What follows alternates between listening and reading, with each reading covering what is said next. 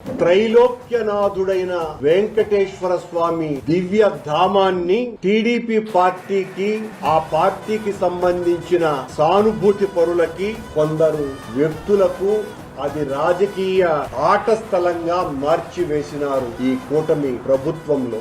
తిరుమలని రాజకీయం చేసింది జగన్మోహన్ రెడ్డి కదా.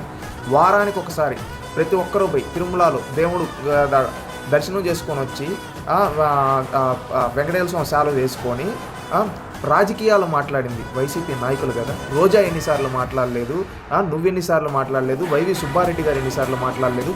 ఎంతమంది ప్రతి ఒక్కరు ఆనాడు 151 మంది దేవుని దర్శించుకొని అక్కడికి వచ్చి రాజకీయాలు మాట్లాడి తిరుమలని రాజకీయాలకి మాట్లాడే విధంగా చేసింది మీరు కాదా. ఆ రోజు మీరున్నప్పుడు అన్యమతస్థులు అన్యమత ప్రచారాలు తిరుమలలో జరిగింది వాస్తవం కాదా.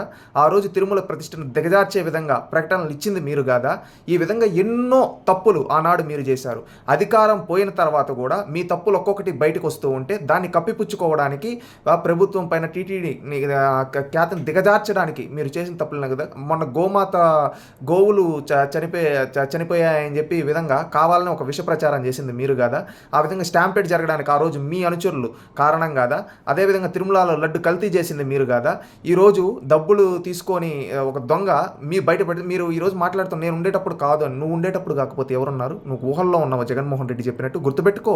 ఆ రోజు నువ్వు చేసిన ప్రతి తప్పుకి అనుభవిస్తావు భూమన కరుణాకర్ రెడ్డి గారు.